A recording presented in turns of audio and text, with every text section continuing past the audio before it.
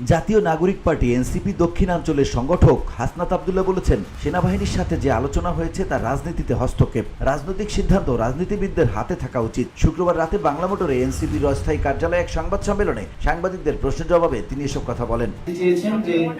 সেখানে সেনাবাহিনীর হস্তক্ষেপ বিদদের হাতেই থাকা উচিত। তো সেই জন্য আমরা সন্ধিহান বলেই হচ্ছে আজকে গতকাল আমার স্ট্যান্ড টিভিতে হয়েছে। হাসনাত বলেন, চলমান রাজনৈতিক ঘটনা প্রবাহতে আমরা উদ্বিগ্ন।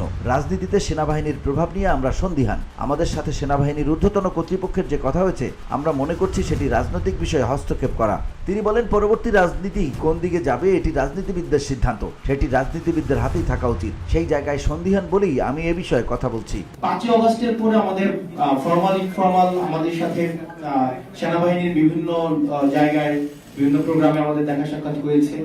আর 11 তারিখের যে মিটিংটি সেটার প্রেক্ষাপট ভিন্ন ছিল। সেখানে অপর প্রান্তে ঊর্ধ্বতন কর্তৃপক্ষ উপস্থিত ছিলেন এবং সেখানে আমার স্ট্যাটাসে আমি ডিসক্লোজ করেছি এই ঘটনাটা প্রবাহ।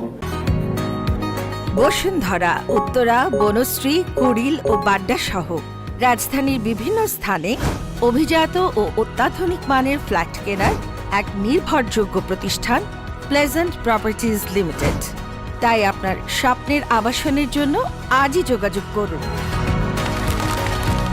Pleasant properties limited, where destiny matures eventually. Hasnat আরো বলেন, 5 আগস্টের পর আওয়ামী লীগ গণহত্যা চালানোর দোষ স্বীকার করেনি। আওয়ামী লীগের আগে দল হিসেবে তাদের বিচার নিশ্চিত করতে হবে, অপরাধ স্বীকার করতে হবে, তারপর অন্য কোনো আলোচনা হলেও হতে পারে। এর আগে কোনো আলোচনা অসম্ভব। 5 আগস্টের পর আওয়ামী লীগের নাম, মার্কা এবং আদর্শ এই তিনটি অপ্রাসঙ্গিক। বিদেশি ষড়যন্ত্র অথবা দেশীয় কোনো ষড়যন্ত্র বা এজেন্সি থেকে কোনো ধরনের এখানে অপচেষ্টা চালানো হয়, সেক্ষেত্রে আমরা সাধারণ মানুষের কাছে কমিটেড, আমরা ছাত্র নাগরিকের কাছে কমিটেড। আমরা নির্যাতিত, নিপীড়িত, বঞ্চিত, গুম, খুন, হত্যা শিকার যারা গত দীর্ঘ 1.5 দশকের বেশি সময় ধরে হয়েছে, রাজনৈতিকভাবে নির্যাতিত যেই ক্রিয়াশীল রাজনৈতিক দলগুলো হয়েছে, আমরা তাদের কাছে committed.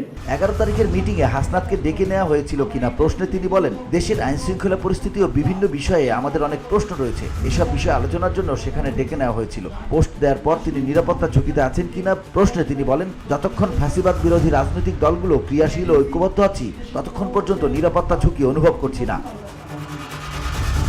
VOD Bangla news desk.